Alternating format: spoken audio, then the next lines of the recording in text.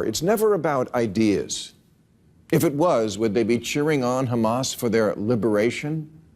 Liberation? To do what? More freely preside over a country where there are no laws against sexual harassment, spousal rape, domestic violence, homophobia, honor killings, or child marriage? This is who liberals think you should stand with? Women there should be so lucky as to get colonized by anybody else. And for the record, the Jews didn't colonize Israel or anywhere ever except maybe Boca Raton.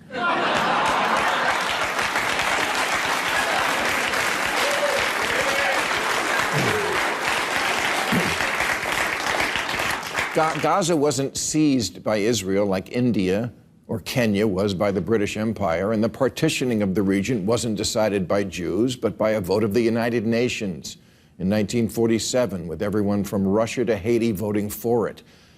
But apparently they don't teach this at Drag Queen Story Hour anymore.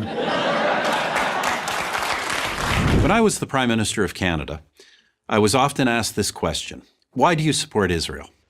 My response, in effect, was always the same. Why wouldn't I support Israel? Why wouldn't I support a fellow democratic nation where open elections, free speech, and religious tolerance are the everyday norm? Why wouldn't I support a country with a vibrant free press and an independent judiciary? Why wouldn't I support a valuable trading partner and a wellspring of amazing technological innovation? Why wouldn't I support our most critical ally in the Middle East and in the international struggle against terrorism? In a rational world, in a world where simple common sense prevailed, the question, why do you support Israel, would be like asking, why do you support Australia or Canada? But we don't live in that rational common sense world. So the case for Israel has to be made over and over. I, for one, am happy to make it. Let me start with this. Every military action Israel has ever taken has been to protect itself. Israel is not an aggressor state. It's a defensive state.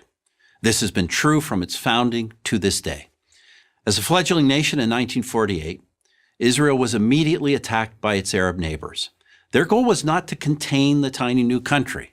It was to annihilate it.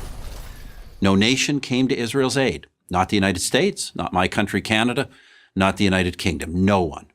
They all thought Israel would lose, but it didn't lose. It won. In 1967, Israel's neighbors again sought to utterly destroy the Jewish state, a nation that had then existed for 2 decades. Again, Israel prevailed, and it survived another all-out attack in 1973.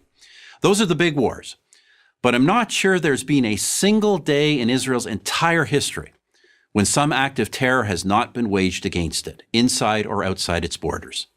There have been 2 bloody waves of terror, so-called intifadas, in the late 1980s and the early 2000s, when Israelis were blown up on buses, at pizza parlors, and celebrating weddings. There have been incursions from terror groups like Hezbollah in Lebanon. There have been thousands of rocket attacks from Hamas in the Gaza Strip, even after Israel completely withdrew from that territory in 2005. In between the wars, in between the terror, Israel has sought peace with its neighbors, and it has achieved peace treaties with Egypt and Jordan. For others, however, every Israeli gesture for peace is met with incitement and violence. I recount this history for one reason. Any nation that has endured what Israel has endured could easily have become a police state.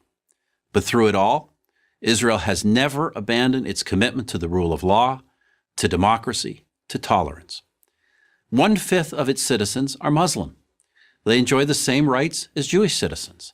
They occupy key positions in the nation's courts, press, and government, and they have their own parties representing them in the Knesset, Israel's parliament. To say that Muslims in Israel are the freest Muslims in the region is an understatement. How about this as a human rights test?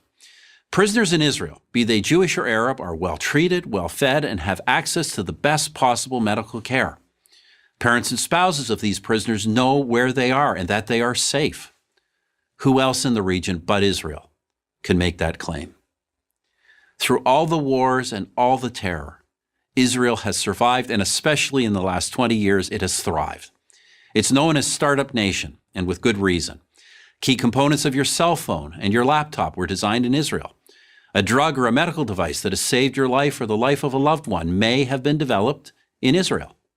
Yet there are leftist politicians, activists, artists, academics, and college students who devote their lives to denouncing Israel, calling for boycotts, demanding it be cut off from academic and professional societies.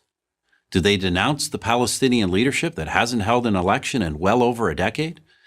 Do they denounce the leadership of Hamas, who use women and children as human shields to protect their fighters? No, they denounce free, vibrant, democratic, innovative Israel.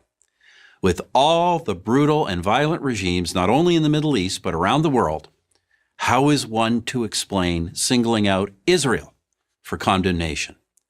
Sadly, only one explanation fits: anti-Semitism. Do these haters of Israel question the legitimacy of any other democratic nation, of any nation for that matter? Of course, the answer is no. Somehow, they only manage to oppose the Jewish one.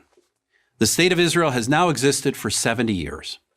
It is one of the freest, most prosperous, most successful nations on earth. Why do I support Israel? Why wouldn't I? Why wouldn't anyone? I'm Stephen Harper, 22nd Prime Minister of Canada for Prager University.